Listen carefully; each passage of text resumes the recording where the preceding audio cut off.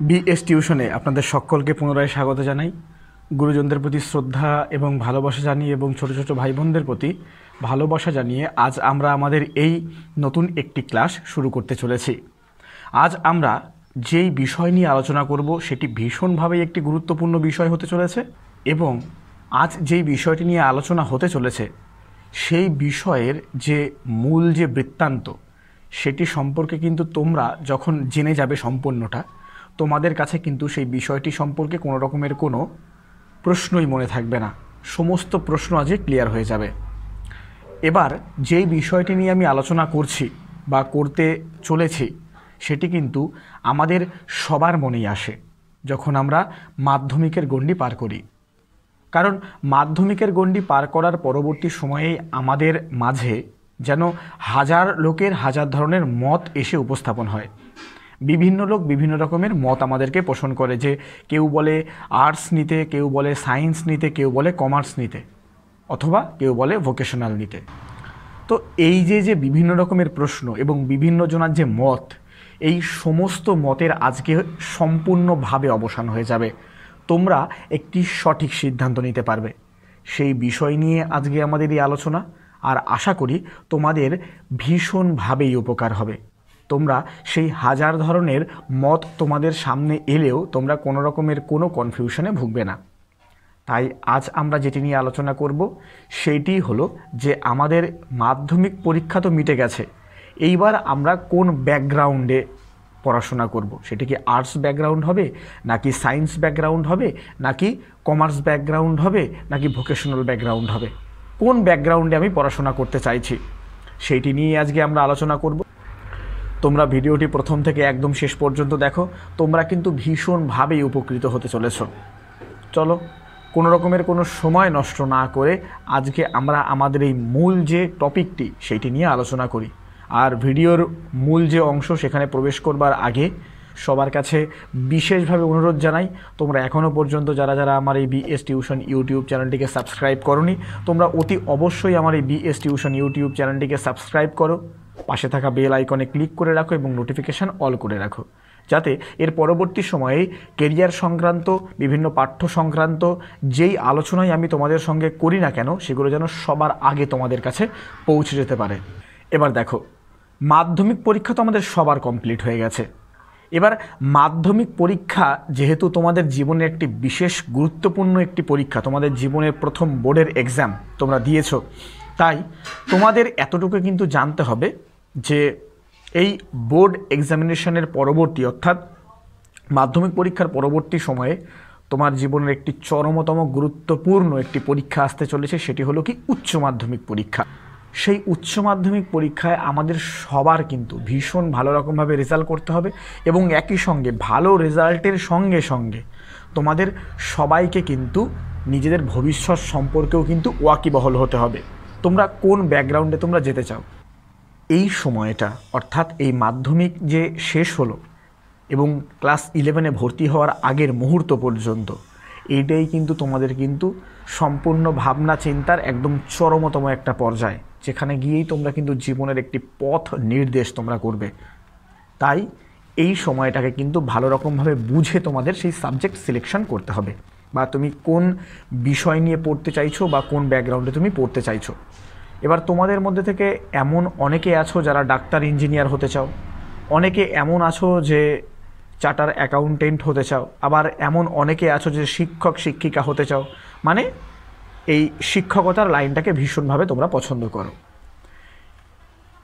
এইবার যেই জিনিসটি মাথায় আমাদের সবার আগে রাখা উচিত সেটি হলো যে তোমরা তো মাধ্যমিকে 7টি বিষয়ে তোমরা পরীক্ষা দিয়েছো। এই 7টি বিষয়ের মধ্যে থেকে তোমাদের কোন সাবজেক্টসগুলো তোমাদের বেশি পছন্দ, সেটা পরিবারের থেকে কেউ তোমাকে চাপ দিয়ে কোনো কিছু সাবজেক্ট নিতে বললো, একদম নেবে না, তাদেরকে বোঝাবে, বাবা মা অতি অবশ্যই বুঝবেন।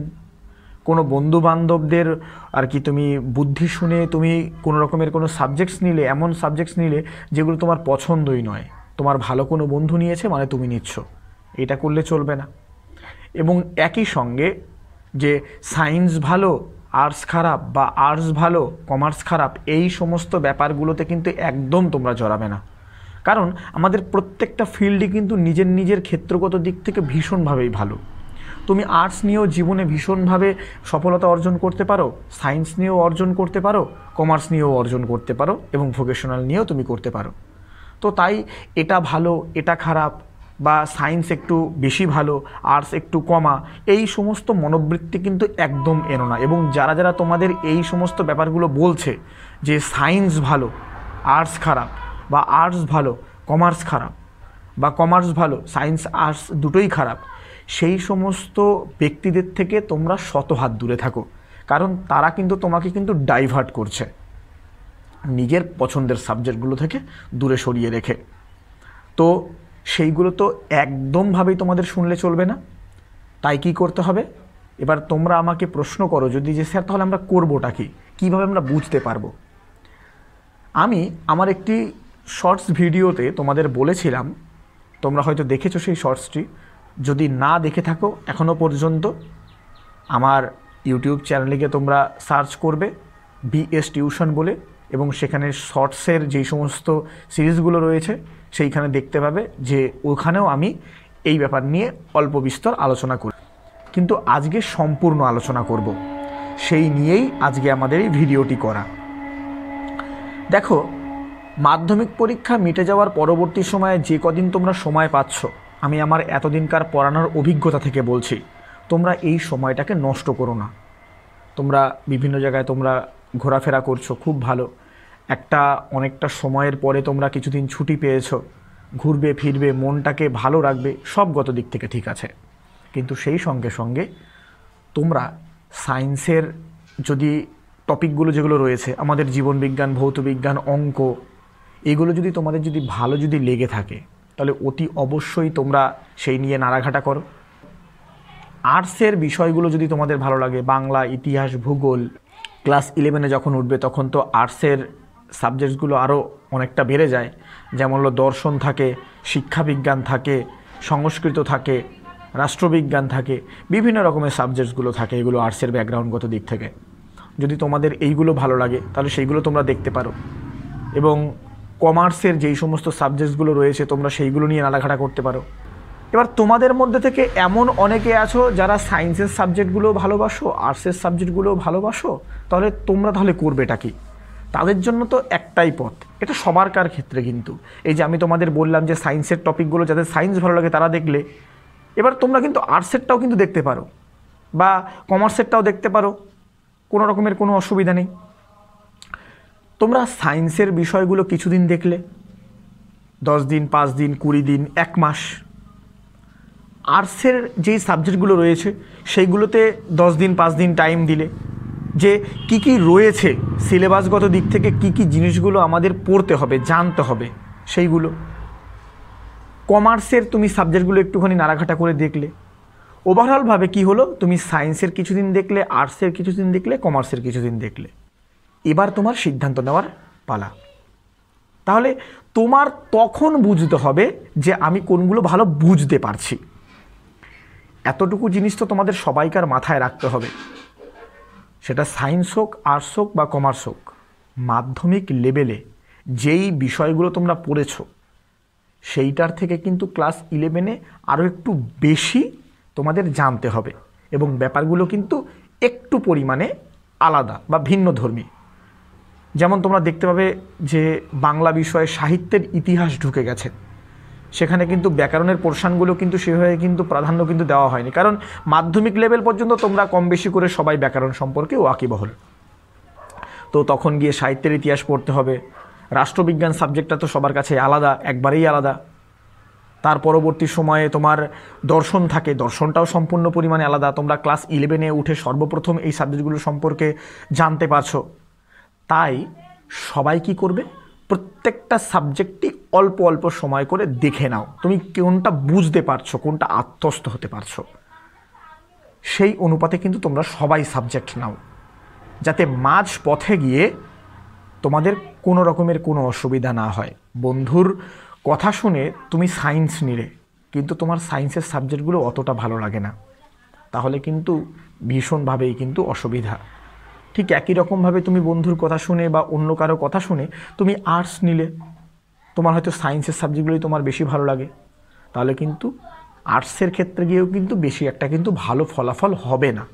তাই ভালো ফলাফলের সঙ্গে সঙ্গে ভালো একটা কেরিয়ার উপহার পাওয়ার জন্য তোমাদের কম বেশি করে এই টাইমটাকে কাজে লাগিয়ে তারপরে তোমরা সিদ্ধান্ত নেবে যে তোমরা কোন সাবজেক্ট নেবে। আশা করি তোমরা বুঝতে পেরেছো। তোমরা সায়েন্স নিয়েও তোমরা সুন্দর একটা ভবিষ্যৎ পাবে, আর্টস নিয়েও একটা সুন্দর ভবিষ্যৎ পাবে, এবং কমার্স নিয়ে বা ভোকেশনাল নিয়েও কিন্তু তোমরা একটা সুন্দর ভবিষ্যৎ পাবে। তাই কোনো সাবজেক্ট ভালো কোনো সাবজেক্ট খারাপ এই দ্বন্দ্বে না জড়িয়ে তোমরা নিজের মনকে প্রশ্ন করো এবং নিজেরা পড়াশোনা করো কিছুদিন, করার পরবর্তী সময়ে তোমরা সিদ্ধান্ত নেবে তোমরা কোন সাবজেক্টগুলো নেবে। তাহলেই দেখতে পাবে কোনো দিন তোমাদের মনে এই অনুভূতিটা জাগবে না যে আমি এই সাবজেক্টগুলো নিয়ে ভুল করেছি, কারণ সেই ক্ষেত্রে তুমি কিন্তু নিজেই কিন্তু নির্বাচন করেছো এবং তোমার ভালো লাগার সাবজেক্টগুলোকে নিয়ে তুমি পড়েছো। তাই কোনো রকমের কোনো ডাউট নিজের মধ্যে না রেখে সবাই এই টাইমটাকে অল্প বিস্তর করে ঘোরাফেরার সঙ্গে সঙ্গে একটু আধা ঘন্টা 1 ঘন্টা করে একটু দেখলে তারপরেই সিদ্ধান্ত নাও। আশা করি তোমাদের ডাউট অনেকটাই ক্লিয়ার হয়েছে। এবার তোমাদের মধ্যে থেকে যদি আরও কোনো রকমের কোনো প্রশ্ন থেকে থাকে তোমাদের মনে, তোমরা কিন্তু অতি অবশ্যই আমাকে জানাও। আমি তোমাদের প্রত্যেকটি প্রশ্নের উত্তর দেব এবং তোমাদের সর্বদা আমি একটি সৎ উপদেশ দেওয়ার চেষ্টা করব, যাতে তোমাদের একটা সুন্দর ভবিষ্যৎ তোমরা উপহার পাও। আজ এই বলে শেষ করছি। যদি আমার এই ভিডিওটি ভালো লেগে থাকে তাহলে অতি অবশ্যই একটি লাইক করে দিও এবং বন্ধুদের মাঝে কিন্তু অতি অবশ্যই এই ভিডিওটি শেয়ার করে দিও, যাতে তারাও এই বিভ্রান্তিগত একটি সময়ের মধ্যে থেকে বেরিয়ে এসে সুন্দর একটা সাবজেক্ট চুজ করতে পারে এবং দারুণ রেজাল্ট করার সঙ্গে সঙ্গে সুন্দর একটা ভবিষ্যৎও গড়ে তুলতে পারে। আজ এই বলে শেষ করছি। চলো সকলে সুস্থ থাকো, ভালো থাকো এবং দারুণভাবে পড়াশোনা করো। আর তোমাদের মধ্যে থেকে যারা যারা আমার কাছে অফলাইনে পড়তে চাইছো তারা তো অতি অবশ্যই পাশে দেওয়া ঠিকানায় আমার সঙ্গে যোগাযোগ করো। এখানে আমার নিজস্ব অর্থাৎ ব্যক্তিগত হোয়াটসঅ্যাপ নাম্বারও দেওয়া রইল, আমার সঙ্গে তোমরা যোগাযোগ করতে পারো। আজকে এই বলে শেষ করছি। নমস্কার।